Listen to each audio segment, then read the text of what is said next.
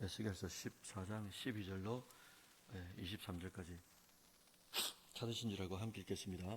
여호와의 말씀이 또 내게 임하여 이르시되, 인자야, 가령 어떤 나라가 불법을 행하여 내게 범죄함으로 내가 손을 그 위에 펴서 그 의지하는 양식을 끊어 기근을 내려 사람과 짐승을 그 사람에서 끊는다 하자. 비록 노아, 다니엘, 욥 이 세 사람이 거기에 있을지라도 그들은 자기의 공의로 자기의 생명만 건지리라. 나 주 여호와의 말이니라. 가령 내가 사나운 짐승을 그 땅에 다니게 하여 그 땅을 황폐하게 하여 사람이 그 짐승 때문에 능히 다니지 못하게 한다 하자. 비록 이 세 사람이 거기에 있을지라도 나의 삶을 두고 맹세하노니 그들도 자녀는 건지지 못하고 자기만 건지겠고 그 땅은 황폐하리라. 주 여호와의 말씀이니라. 가령 내가 칼이 그 땅에 임하게 하고 명령하기를 가라 그 땅을 돌아다니라 하고 내가 사람과 짐승을 거기에서 끊는다 하자. 비록 이 세 사람이 거기에 있을지라도 나의 삶을 두고 맹세하노니 그들도 자녀는 건지지 못하고 자기만 건지리라. 나 주 여호와의 말이니라. 가령 내가 그 땅에 전염병을 내려 죽임으로 내 분노를 그 위에 쏟아 사람과 짐승을 거기에서 끊는다 하자. 비록 노아, 다니엘, 욥이 거기에 있을지라도 나의 삶을 두고 맹세하노니 그들과 자녀는 건지지 못하고 자기의 공의로 자기의 생명만 건지리라. 주 여호와의 말씀이니라. 주 여호와께서 이같이 이르시되, 내가 나의 네 가지 중한 벌 곧 칼과 기근과 사나운 짐승과 전염병을 예루살렘에 함께 내려 사람과 짐승을 그 중에서 끊으리니 그 해가 더욱 심하지 아니하겠느냐. 그러나 그 가운데에 피하는 자가 남아 있어 끌려 나오리니 곧 자녀들이라. 그들이 너희에게로 나오리니 너희가 그 행동과 소행을 보면 내가 예루살렘에 내린 재앙 곧 그 내린 모든 일에 대하여 너희가 위로를 받을 것이라. 너희가 그 행동과 소행을 볼 때에 그들에 의해 위로를 받고 내가 예루살렘에서 행한 모든 일이 이유 없이 한 것이 아닌 줄을 알리라. 주 여호와의 말씀이니라. 아멘. 예, 여러분들 반갑습니다. 오늘 새벽에는 우리가 계속해서 불법을 행할 때, 이게 제목이 되겠습니다. 이게 오늘 12절이죠. 12절 시작할 때 이런 어절이 나오거든요. 인자야, 가령 어떤 나라가 불법을 행하여 내게 범죄함으로, 이렇게 이제 시작합니다. 그래서 저도 우리가 계속해서 범죄를 행할 때 제목을 잡아봤어요. 어제가 입추라 그러더라고요. 그래 이제 오늘 새벽에 오면서 바람을 느껴봤습니다. 진짜 맞는 것 같아요. 그래서 그리 느껴서 그런 건지 입추가 되면은 목이 있다, 목이 잉 닿는 모기가 입이 삐뚤어진대요. 왜 그러냐니까 아침같이 조석으로 선선한 바람이 분답니다. 그래 모기가 이제 입이 삐뚤어진다 어르신들 말씀이 있었는데, 그래 오늘 새벽에 오는데 좀 느낌이 좀 다른 것 같더라고요. 그래서 어쨌든 막바지 이 무더위입니다. 하여튼 건강하시길 바라고요. 오늘 이제 에스겔서 14장인데 독특합니다. 오늘 독특한데 여러분 성경 전체에서 의인이다 말할 수 있는 사람이 누가 있을까요? 성경 전체에서 오늘 본문에 나옵니다. 오늘 13절 먼저 한번 보시면은 놀라운 말씀이죠. 사람이 범죄하여 내게 신실하지 않기 때문에 내가 손을 들어가지고 그 의지하는 양식을 끊어 기근을 내려 그 땅에서 사람이나 짐승을 끊는다 하자. 그죠? 그래 놓고 14절 덧붙이는 거예요. 비록, 자, 이러면 비록 노아입니다. 그리고 다니엘이 나오고요. 욥 이 세 사람이 거기 있을지라도 그들은 자기의 공의로 자기의 생명만 건진다. 이렇게 이제 말씀하신 거예요. 여러분 14절이 독특한 겁니다.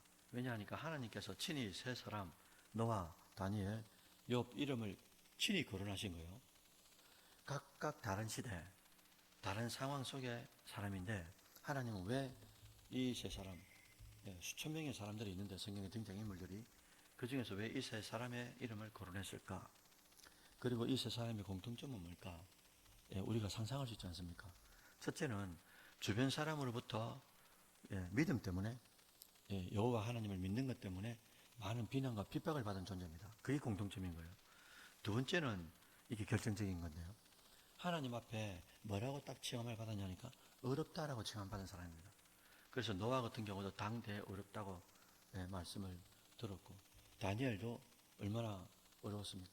그 다음에 욥도 마지막까지 하나님을 자기 몸도 그렇고 자식들도 다 죽고 부인도 떠나가고 친구도 떠나가고 아무도 없는 가운데서도 하나님 앞에 불평하지 않고 마지막까지 믿음을 지킨 그런 존재로서 어렵다함을 받은 인물인 거죠. 그런데 하나님께서는 이렇게 어려운 세 사람이 있다 할지라도 이게 이제 전체적 흐름인 거예요. 있다 할지라도 제약된 이 땅 계속해서 반복하는 불법 아까 13절에 나왔지 않습니까? 이걸 피할 수가 없다라고 말씀하신 거예요. 아무리 의인 세 사람이 있어도 계속되는 이 제약 속에 이 백성들 그 심판을 피할 수가 없다라는 거예요. 이 말씀은 매우 심각하고 두려운 말씀이잖아요. 그래서 14절 다시 한번 보십시오. 비록 노아, 다니엘, 욥 이 세 사람이 거기에 있을지라도라고 했어요. 있어도 다만 그들은 자기의 공의로 자기의 생명만 건진다. 이렇게 말씀하신 거예요. 본문은 하나님께서 유다 백성의 죄를 외면하지 않으시겠다라는 의지를 계속해서 이제 선포합니다. 그래서 이제 14절 앞부분도 똑같고요. 16절 앞부분도 똑같습니다. 18절 앞부분도 똑같습니다. 20절도 똑같아요. 무슨 내용입니까? 비록 노아, 다니엘, 욥 이 세 사람이 거기 있을지라도 4번 14, 16, 18, 20절 비슷한 내용의 똑같은 구조로 계속 반복하고 강조하고 있는 거예요. 하나님은 무슨 의도로 이렇게 4번이나 반복해서 비슷한 내용을 같은 구조로 말씀하시는 걸까? 그것은 바로 하나님은 죄악이 가득한 공동체 전체에 심판을 내리신다라는 거죠. 전체 공동체에 심판을 내리는데 개인의 의로 그 전체를 막을 수가 없다라고 경고하시는 거예요. 그래서 이 대목에서 하나님은 단지 사랑의 하나님, 인자의 하나님, 오래 참으시는 하나님 이게 아닙니다. 오늘 본문에서는 공의의 하나님이 강조되고 있어요. 그리고 심판이 강조되고 있습니다. 우리가 지금 에스겔서를 보면서 계속 이렇게 왔다 갔다 하거든요. 어제 같은 경우도 우리가 아무리 심판 속에 있어도 하나님께서 남은 자, 그 사람들을 통해서 하나님께서 회복시켜 주신다. 이런 말씀이 있는가 하면 어떨 때는 또 안 된다 하는 말씀도 있고 어떨 때는 된다고 하시는 말씀도 있고 자꾸 이제 왔다 갔다 진자운동처럼 이렇게 왔다 갔다 이제 하시는 거죠. 오늘 보면은 공의가 이제 강조되어 있어요. 우리는 이 말씀을 들었어요. 아, 하나님 너무하신 거 아닌가? 이렇게 해석할 수가 있습니다. 그러나 하나님은 공의의 기준을 따라 행하시는 분이잖아요. 기준이 있단 말입니다. 우리처럼 기분대로, 감정대로, 그 상황 논리대로 이게 되는 게 아니고요. 하나님은 기준대로, 계획대로 하나님은 하시기 때문에. 그래서 그 공의의 기준이라는 것은 뭐냐? 절대 죄악을 묵인하지 않는다 이거예요. 이게 제일 이제 오늘 본문에 기저에 흐르는 제일 중요한 흐름입니다. 이 말씀은 유다 백성에게 그리고 오늘을 살아가는 2025년도를 살아가는 우리에게도 이제 축 점프해서 이제 우리에게 적용시키면 이런 거죠. 교회를 다닌다고 되는 게 아니고 회개 없이는 평안이 없다 이거죠. 회개 없이는 참 기쁨이 없다. 이 사실을 이제 일깨워주고 있는 거예요. 그래서 노아는 홍수 속에서 말씀드린 바와 같이 방주를 짓습니다. 그리고 가족을 구원합니다. 근데 그 120년 동안 미쳤다는 소리를 엄청나게 들었습니다. 동네 사람들한테. 왜? 배를 짓는데도 어디서 지은 겁니까? 바닷가도 아니고 산에서 이제 지으니까 미쳐도 보통 미친 게 아닌 거죠. 다니엘은 바벨론의 궁정에서 우상 숭배를 거절한 진짜 믿음의 남자입니다. 의인이죠. 욥은 또 어떻다고요? 극심한 고난 속에서도 하나님을 끝까지 배반하지 않았어요. 하나님의 그걸 봤단 말입니다. 그런데 하나님이 말씀하시잖아요.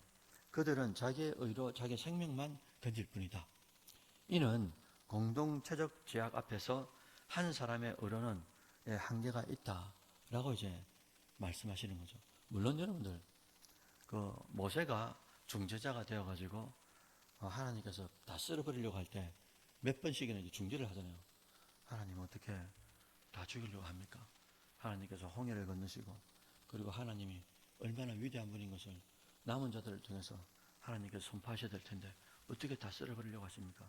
긍휼을 베풀어 주십시오. 중간에서 계속 개입해가지고 모세가 중보기도 하고 그런 경우도 있었어요. 그리고 하나님이 들어주실 때도 있었습니다. 그러나 그것이 죄악을 지속하는 백성을 무조건적으로 보하지는 못하더라라는 거예요. 우리는 이 말씀 앞에 결론은 이겁니다. 우리가 교회만 다녀가 되는 게 아니고 진짜 하나님 앞에 회개해야 되는구나. 그래서 오늘 이제 13절 초두에 뭐라고 했습니까? 계속해서 우리가 불법을 행할 때 어떻게 된다고요? 아무리 노아가 있고 아무리 다니엘이 있고 욥이 있어도 안 된다 이거죠. 그 사람들의 의가 우리를 구원시킬 수가 없다. 이렇게 이제 말씀하고 있기 때문에 이 말씀을 듣는 우리 각자마다 철저하게 하나님 앞에 내가 누군지를 알고 내 앞에 계신 주님이 어떤 분인지를 알고 그분 앞에 우리가 드릴 수 있는 게 죄밖에 없다는 것.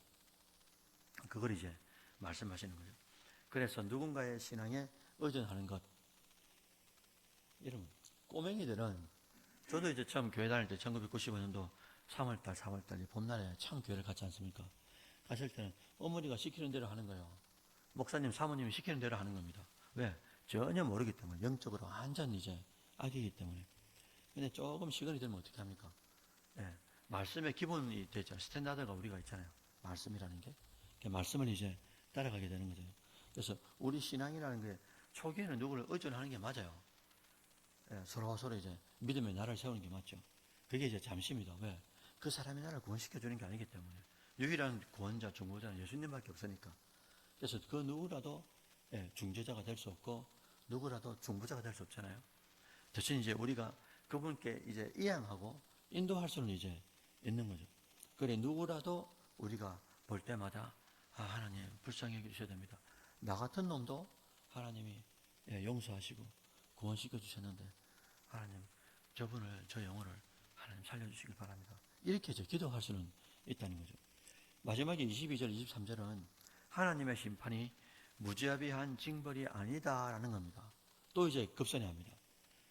남은 자를 통해서 하나님의 뜻을 깨닫게 하려는 목적이 있다라고 이제 강조하는 거예요. 그래서 보니까 그들이 너희에게 행한 모든 일을 너희가 보며 너희가 위로를 받고 내가 예루살렘에서 행한 모든 일이 공연히 한 것이 아닌 줄 알게 될 거다. 이렇게 이제 말씀하신 거예요. 그래서 하나님의 징계는 단지 이제 파괴가 목적이 아니다라는 겁니다. 그리고 이제 남은 자를 통해서 에스겔서에서 가장 많이 이 중심된 사상이 남은 자 사상이라고 그랬잖아요. 남은 자를 통해서 하나님의 공의 그리고 사랑 그리고 회복의 뜻을 깨닫게 하신다라는 거예요. 하나님은 반드시 이제 마지막 절에도 보니까 하나님은 반드시 뜻이 있어서 공연히 그렇게 하는 게 아니고요. 우연히 이렇게 하는 게 아니고 다 하나님은 그렇게 하셔야만 하는 뜻이 있다 이거죠. 이유가 있다라는 겁니다. 그게 뭐라고요? 남은 자를 통해서 새 역사를 준비하신다 라는 거죠. 사랑하는 성도 여러분들, 결론적으로 하나님의 공의는 피할 수가 없어요. 왜? 계속적으로 죄를 짓고 있으니까 그 죄를 묵과할 수가 없단 말입니다. 그래서 그리고 또 중요한 게 남의 의로는 다른 사람의 의로는 우리가 구원받을 수가 없잖아요. 그래서 우리가 각자마다 해야 될 것이 예수 그리스도 유일한 중보자를 정확하게 믿고 그 믿음 가운데 날마다 순간마다 철저하게 이제 회개하고 하나님 앞에 정직하게 이제 서는 자, 그걸 이제 하나님께서 오늘 본문에 남은 자로 이제 칭하는 거죠. 그래서 우리가 오늘 새벽도 그렇고 나 자신이 그 남은 자가 되기를 기도하면서 새로운 하루, 오늘도 새로운 하루를 주셨는데 이 하루를 행복하게 시작하시고 또 하루를 마감하는 금요기도에 끝난 이후에도 하루를 마감한 그 시간까지 정말 오늘도 성령께서 인도해 주셨구나, 하나님이 인도해 주셨구나, 내가 이걸 잘못했구나 그러면서도 주의 보혈을 의지해서 철저히 오늘 설교 제목처럼 우리가 계속해서 불법을 행하는 자가 아니고 반대로 우리가 계속해서 선의를 행할 수 있는 그런 여러분들이 되시기를 주의 이름으로 축원드립니다. 아멘.